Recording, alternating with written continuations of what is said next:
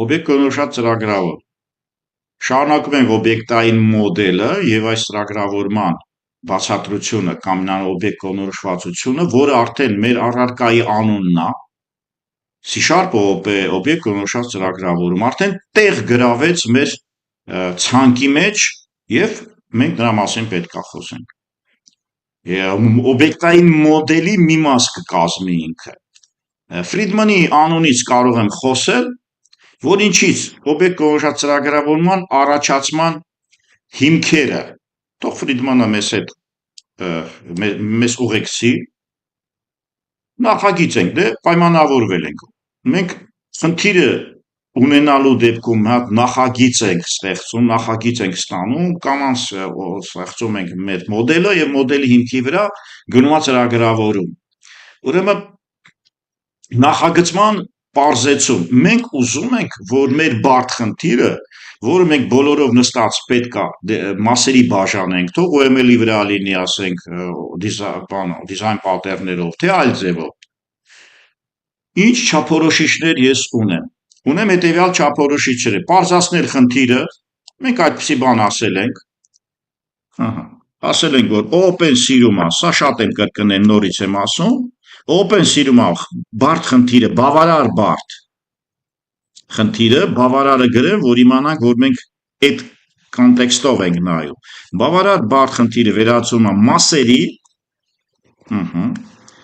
եւ այս մասերը 1, 2, 3, 4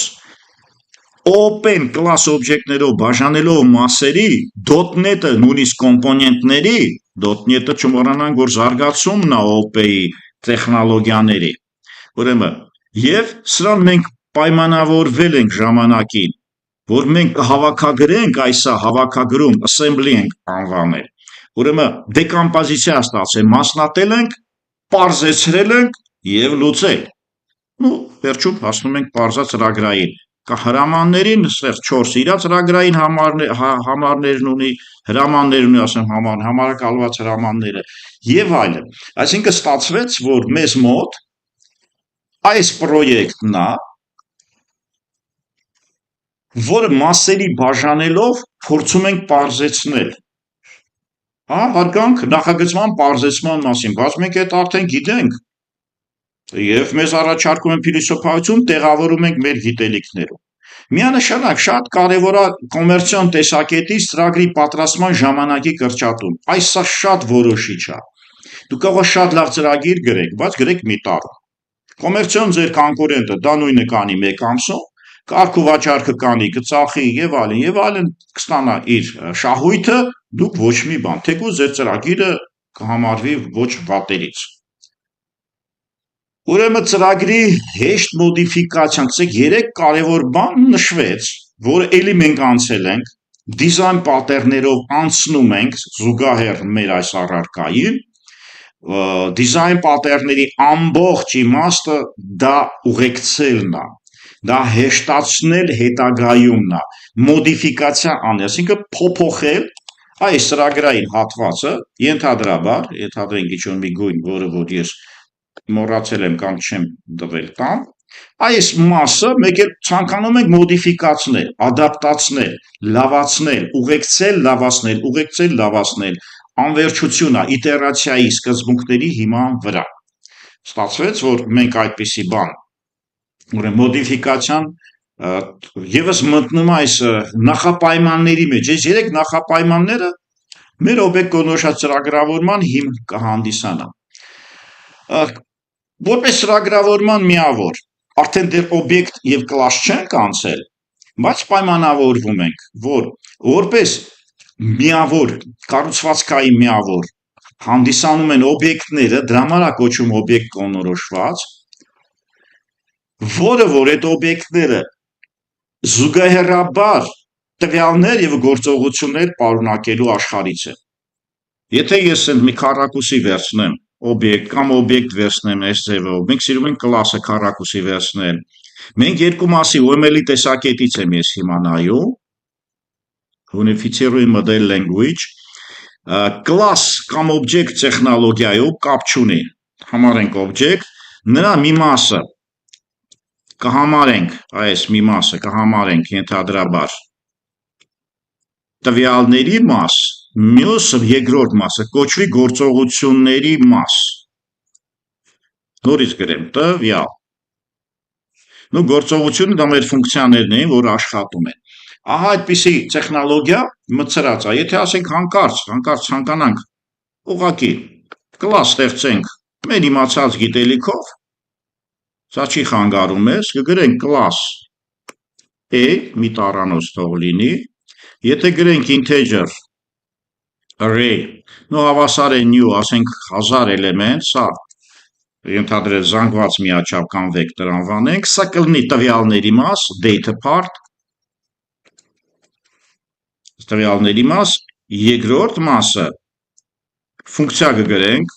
թող void վերադարձնի, չի խանգարում, եւ շատ կարևոր կոդ, այսպես կոդ մաս, այսինքն այստեղ կլինի հրամաններ։ Ստացվեց, որ սա կլինի ֆունկցիոնալ մաս կամ գործողության մաս, անգլերեն behavior կոչվում։ Սա կոչվի տվյալների մաս։ Այսի տարանջատում մենք արդեն փորձ ունենալու առարկայից տվյալներ եւ գործողություններ։ Ուրեմն ի՞նչն է հետաքրքիր, օբյեկտները ձգտում են լինել անալոգիա ռեալ մեզ աշխատող միջավայրին, ահա ռեալության սկզբունքն է այստեղ բերված։ Հիմա սրա մասին ես շատ շուտ պատմել եմ C#1-ում, այստեղ մի քիչ կխորանամ եւ կշարունակենք։ Open նախատեսված է parza, ընդունում ենք բարդ խնդիրներ լուծելու համար կամ բավարար բարդ խնդիրներ լուծելու համար արդեն մեր ձեռքի տակով անցել է եւ ինքը ստացվում է, որ մենք ոչ միայն ուզում ենք ոչ միայն մենք իրան դեկոմպոզիցիա ենք անում, այդ դեկոմպոզիցիայի արանքում կան նկարագրություններ, ասենք մենք խոսում ենք իր հետ, սա GPT հետ եք խոսում, այսինքն մենք նկարագրում ենք, ինքը հավաքում ես մեզ ցույց է տալիս կամ մեզ ծառայություն է մատուցում խնդիրը լուծելու տեսակետից։ Օբյեկտները ձգտում են լինել անալոգիա ռեալ մեզ շրջապատող միջավայրի շատ լուրջ նախադասություն է։ Մի անգամ C#1-ում ասված, աստեղ եւս մի անգամ ասենք, եթե ինչ-որ մեկը ասում է open,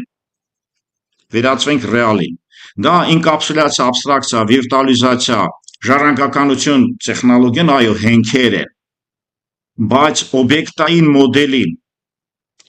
որից առաջանում է open, օբյեկտային մոդելը եկեք գրեմ մոդել, մի քիչ լավ գրեմ, որ հասկացվի։ Օբյեկտային մոդելի եւ OOP-ի առաջացման հիմքը Homo sapiens-ի homo բառն է, այսինքն մարդն է։ Սա շատ կարևոր է, հենց դիզայն պատերներում է սա նկարագրված։ Մարդը ոնց մտածում է իր շրջապատի մասին, մարդու այս մտածելակերպը մոդելավորած է, աբստրակցիա արած է, վերցանած է, կառուցվածք հասկացած, որ մարդը ոնց է շրջապատը ընկալում, այդ մոդելը ստեղծած է ծրագրավորման միավորների մեջ եւ այդ միավորների միջոցով մենք ծրագրավորում ենք բարդ խնդիրը։ Ահա այստեղ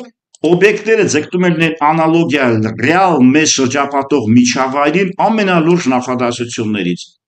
Նույնիսկ ես իրան մեծ սիրով կարմիր կդնեմ, որ հիշվի, որ սա շատ լուրջ է, ավելի քան կարելի է մտածել։ Սկիզբը պոլիմորֆիզմը չի, սկիզբը նույնիսկ աբստրակցիան չի, սկիզբը մարդու Homo sapiens-ի օգնությունն է, սա ես ասել եմ, այստեղ խորը չի գրած։ Homo sapiens-ի մտածելակերպի կամ վարվեցողության, սկսած Քեոպսի բուրգից մինչև այսօր շինարարության մտածելակերպյան օբյեկտային սիստեմայի իրականացումը ծրագրավորման մեջ։ Զարմանքը ինչու՞մն է,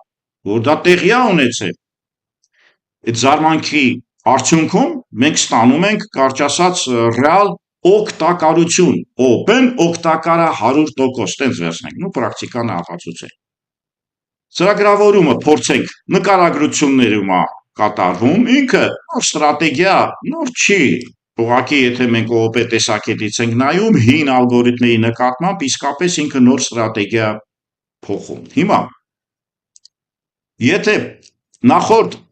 պրոցեդուրայինի ժամանակ, երբ որ օբյեկտ կողմնորոշվածությունը, սա կրկնություն է, նախորդ պրոցեդուրայինի ժամանակ այս պրոցեդուրան արանք, եկեք սենց անենք, երբ ծրագրերը ավելի մեծ ծավալ պահանջեցին, առաջացավ անհրաժեշտություն ավելացնել ինչը, պաշտպանվածությունը, դրա համար encapsulation-ը մտավ, Namespace-ը մտցրեցին, այնքան լավ չէր։ Namespace-ը C++-ում դրվեց եւ այլն։ Պաշտպանվածությունը դա ինկապսուլյացիա, երբ որ տվյալները մենք փակում ենք եւ փորձում ենք նրանց ֆունկցիաների միջոցով դրանց հետ աշխատացնել։ Այսինքն, երբ որ ես պաշտպանվածությունը բարձրացնում եմ, ես ինկապսուլյացիա եմ անում։ Ավելին, եթե դուք ուզում եք վերաթարգմանել ծրագիրը, թարգմանությունը ամբողջությամբ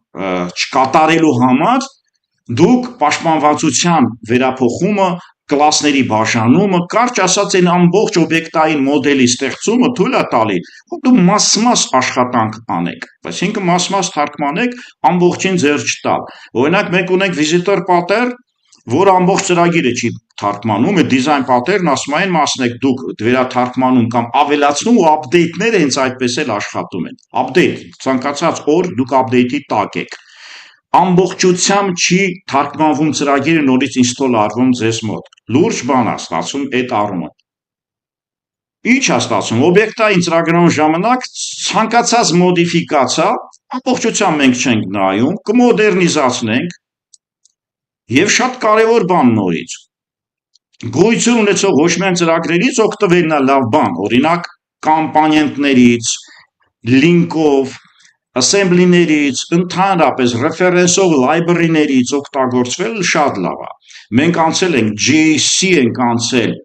որը որ նշանակում է հավաքագրման բլոկի JSC տարբերակը, այսինքն sharing տարբերակ, միտեղ աշխատելու տեխնոլոգիա։ Հեծանիվ մի հնարեք, ահա, object-oriented-ի եւս մի քարտ դրվեց սեղանին, լավ ջոկեր է ինքը, բարձր կոզրագոն է, եթե ժարգոնով ասենք կարտերի, ապա հեծանիվ մի հնարեք, այս հեծանիվ մի հնարենքը հենց օբյեկտ կոնոշած ծրագրավորման օբյեկտային մոդելի մաս կազմելով, պարզա փիլիսոփայության տեսակետից մեզ ասում է հեծանիվ մի հնարեք։ Եվ շատ կարճ նշենք, հա, այստեղ նաև չմոռանամ ասեմ, որ հիերարխիկ լինել արդեն ասել ենք շատ կարևոր է եւ մեզ մոտ ժառանգականությունը մեծ տեղ կգրավի։ Պարզա, որ արդեն դրա մասին մենք խոսել ենք, object-oriented-ը իր 4 էություններով, առաջինը encapsulation, երկրորդը abstraction, երրորդը ժառանգականություն, չորրորդը վիրտուալիզացիա եւ այս 4 սյակը եւ արդեն ասել ենք ժառանգականության տեսակետից object-oriented-ը հենց բազային ցուցիչով երեխու հետ աշխատելու տեխնոլոգիան որդեգրել է իրեն։ Որոշ հեղինակների մասին եկեք խոսենք։ Shield օրինակ ասում էր, որ տվյալները մինչև օբյեկտայինը пассив էին, չադրահագցրած ինչ-որ տեխնոլոգիաներ են, անտեսվում էին, արհամարվում էին։ Կոդը շատ ակտիվ էր համարվում։ Եվ կառուցվածքային ֆունկցիաներում integer a-ման երկրորդական, մի կերպ երկու գլոբալով, բայց կոդը if-ը դա առաջնային տեղը։ Shield ասում object-oriented-ը տվյալները եւ նրա ղեկավարումը մի տեղ է համարում, տվյալների կոեֆիցիենտը բարձրացվեց եւ տվյալները դարձան շատ առաջնային։ Տվյալները եւ հիմա database-երի միջոցով GPT-ն աշխատում է համաշխարհային ցած big base-ով, մեծ տվյալների հետ աշխատում, չէ՞, նեյրոնային ցանցը։ Տվյալները մի ավելի առաջնային են, քան նրա ղեկավարումը, կոդը, ալգորիթմը։ Սրաուստրուպը, որ առաջինն է հենց սկզբից խոսացել, ասել է, ինձ պետք է նոր տիպեր հնարել, մեր հին տիպերը ավելացնել, պարզա իր գերբեռնումով։ Օպերատորների գերբեռնումն երկրորդական է, բայց նոր տիպ class A, class author, class machine եւ այլն, դա integer-ի շարունակությունն է։ Սրաուստրուպը ասում է, որ տիպերը պետք է զարգացնեք, նոր տիպերի զարգացումը։ Պապասը լավ հեղինակ է, ասում է, որ օբյեկտներ են ստեղծում իրադարձությունների կապ, սա դեռ այդքան լավ չի աշխատել, արդեն առաջնային չի, եւ էլի կա հեղինակ, որ ասում է գլոբալ փոփոխականների փոխարինող է գալի։ Մենք տեսել ենք C++-ում եւ այլ տեղերում գլոբալ փոփոխականները մեծ վտանգ էին ներկայացնում։ Գլոբալ փոփոխականներից հեռանալը կլասների օբյեկտների միջոցով լավագույն դեղամիջոցներից մեկն է, որպեսզի կարողանանք աշխատենք։ Եվ վերջում ամփոփենք բոլոր գրքերում գրածները։ Պարփակվածությունը հիմք կամ հենք է հանդիսանում OOP-ում։ Ծրագրի կոդի պարփակվածությունը, ինկապսուլյացիա, ժառանգականությունը, inheritance,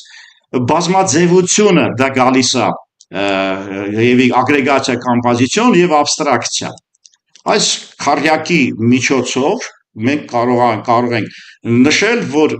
բազմաձևությունը դա վիրտուալիզացիան է, վիրտուալ մեթոդներով իր օգտագործումը։ Այսով ՕՕՊ-ի մանրամասը իր ֆիլոսոֆիայի մասում մենք նշեցինք եւս մի անգամ օբյեկտները ձգտում է լինել անալոգիա ռեալ մեր շրջապատող միջավայրից, այսինքն մարդ դու ունենք մենք արտապատկերում։